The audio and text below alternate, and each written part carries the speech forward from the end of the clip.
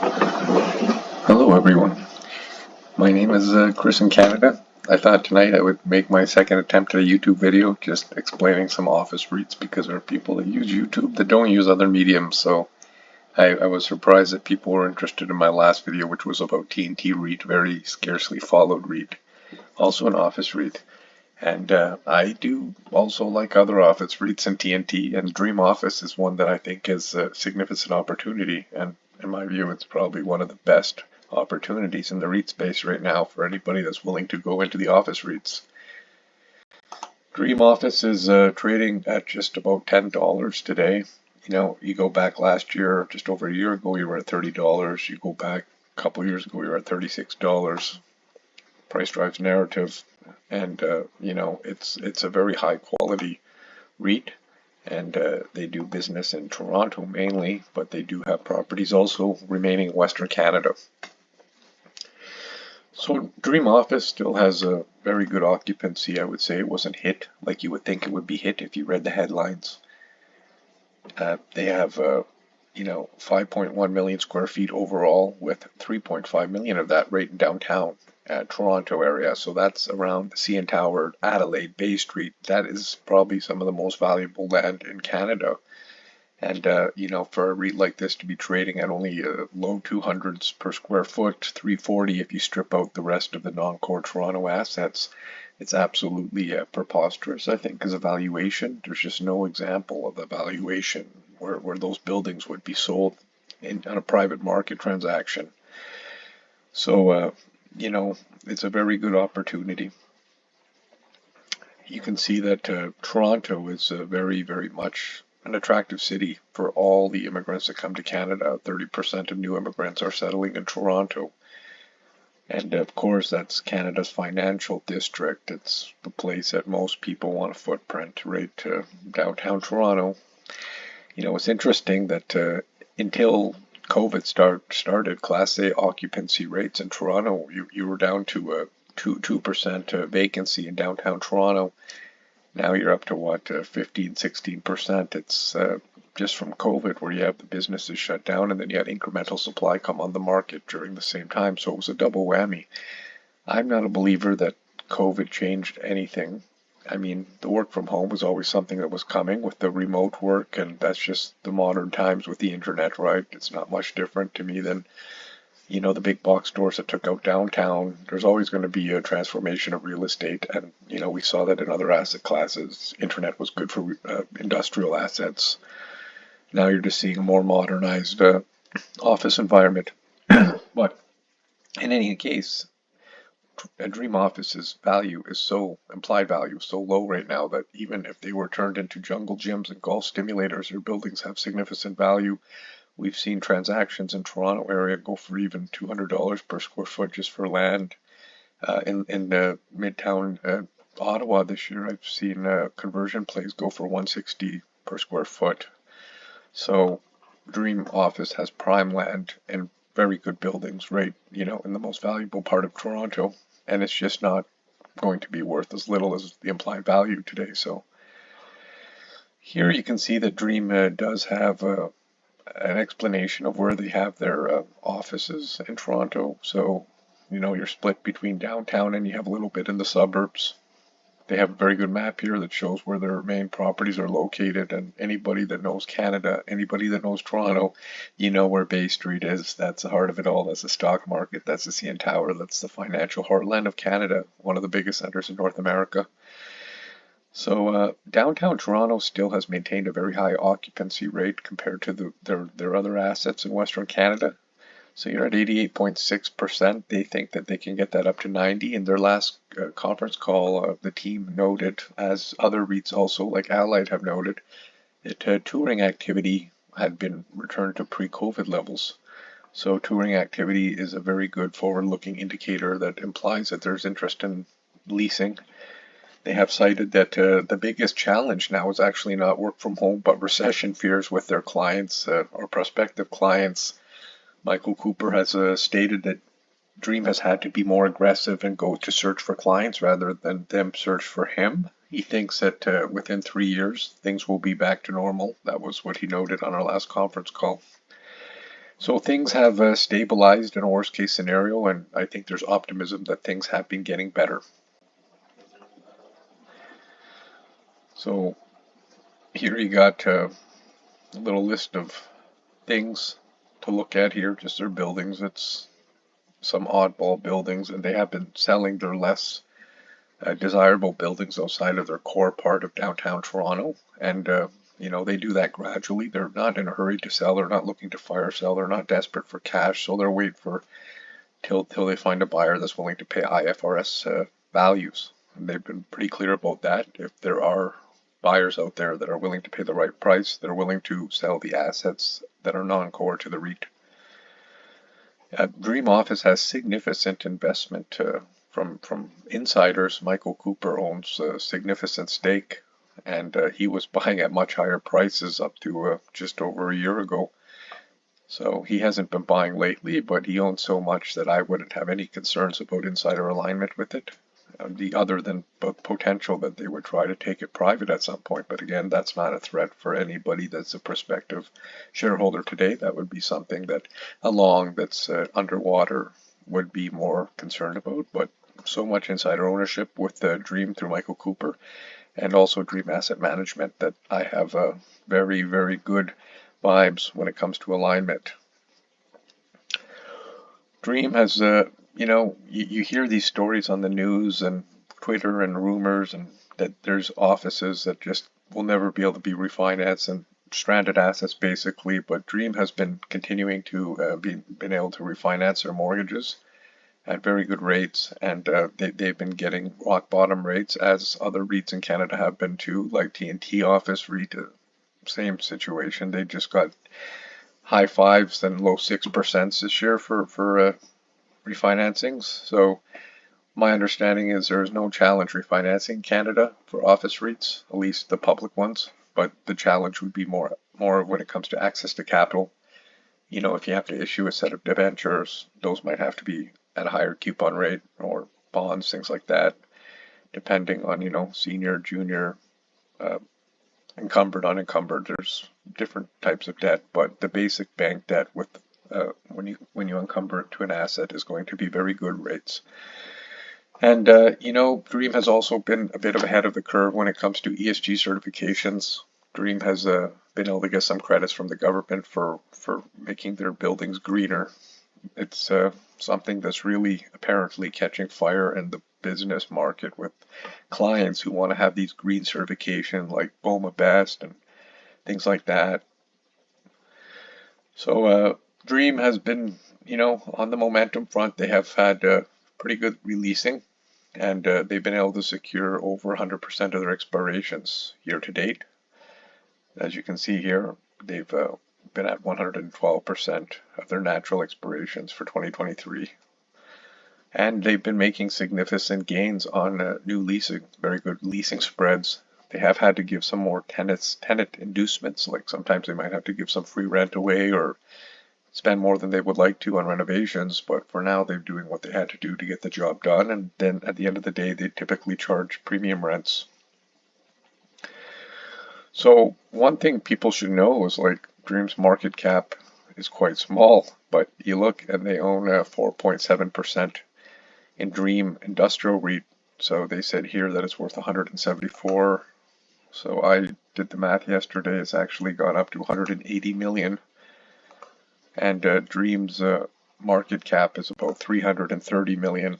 And that's quite, it's kind of quite a joke, right? Because if you strip out Dream Industrial from Dream Office, you have very little market cap left, and you're just left with that $1.3 billion of debt. So the Dream Industrial is a big holding for Dream Office, and it also pays every month dividends to Dream Office. So it's a very steady income stream. They did sell about half of their stake earlier this year to run a substantial issuer bid in which they were able to cancel a significant number of units, which actually was able to improve the net asset value of Dream Office at $15. So I personally, I wasn't a holder then, but I was kind of impressed by that transaction because they were able to take advantage of the times that were bad to maximize value for their longer term focused unit holders.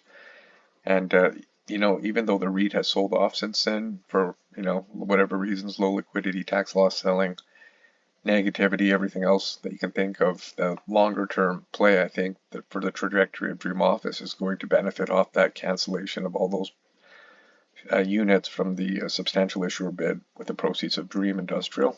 And you still have $180 million left in Dream Industrial right now, whether they sell it or they just use it as a income stream. It's going to be something interesting to watch.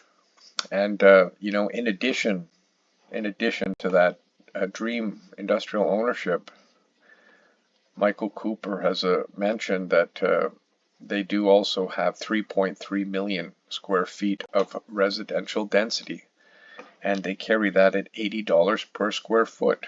So, I mean, if you were to add the $3.3 million in non-income generating residential density, plus the 4.7 stake in Dream Industrial, you're at over 60% of Dream Office's enterprise value.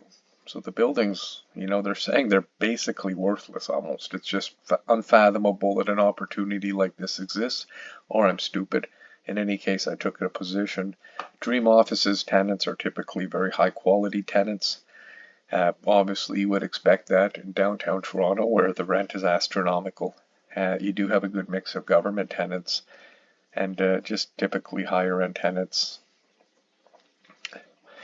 One really, really interesting potential catalyst is the joint venture opportunities, and Michael Cooper and his team have spoken about this on the past few conference calls, and also their recent Dream thing in Toronto where they had their big annual gathering, you can call it. I didn't go, I didn't listen to the whole thing, but I know that this is a really important catalyst, and they have been looking for partners for their joint ventures.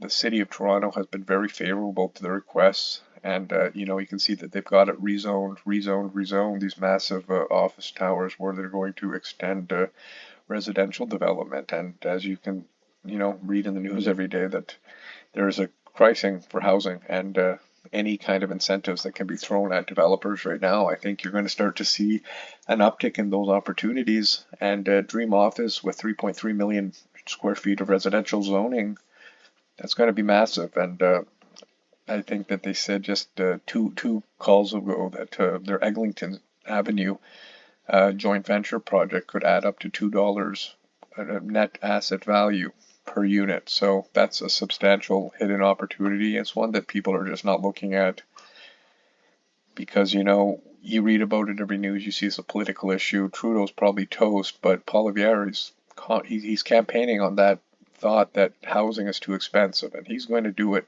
It has to be done to get housing on the market, and Dream Office is going to be a major player in that. Even though they're an office REIT, they're going to be a major player in residential condominiums, things like that, because you have just so much opportunity there. So they do talk about their partnership on 22 Eglinton, and that's going to be a major asset enhancer for anybody that sticks around. Dream had a very, very good leasing with the new development here that they had finished renovating. It was quite expensive to renovate, but once they did it, they've got a cascading rent structure in place for the next 15 years on 366 Bay Street. Very, very beautiful high-end building. As you can see, they took a building that they considered obsolete and, they made it luxury, and now they're charging absolute premium rents. So, they've got some beautiful properties. These don't cater to low-end tenants. These are the best of the best. Very competitive portfolio.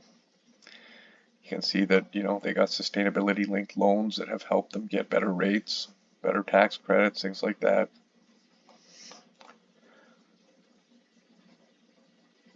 Michael Cooper has been in the industry his whole career. I think he's been talking about going back to the 80s, he remembers things. So we have a very experienced team, and Cooper's an office man. Out of all the entities that he runs or is associated with, I think office is his strength.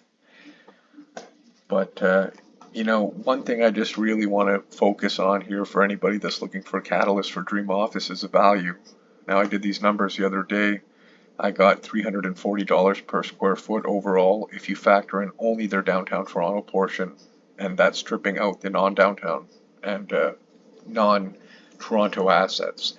Otherwise, the implied value of Dream Office as of yesterday would have been $285 per square foot overall, but I would really want to focus just on that core downtown portion, which is the bulwark of their portfolio. So let's use $340 per square foot, and I want to show you that just the other day, H&R REIT sold a major downtown office for $232 million.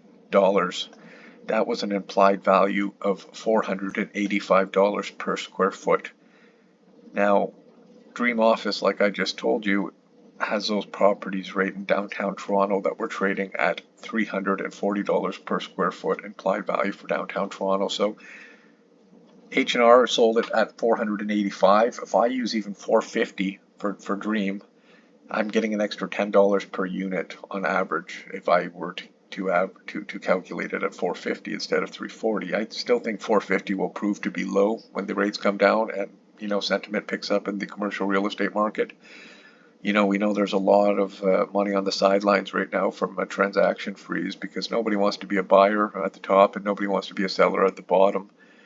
These kind of things, if you let your asset go downtown, that could hurt all your buildings' IFRS NAV values because, they do that.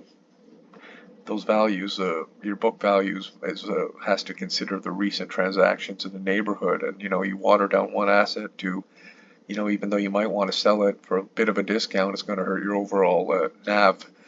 So I really think that CRE is going to pick up steam. I think you can see that with like CBRE stock, Cushman and Wakefield. These stocks have been on fire of late because we know that people know there's going to be an uptick in transactions just for all that backlog as rates have come down, stabilized. We don't need them to go lower. We just need stability.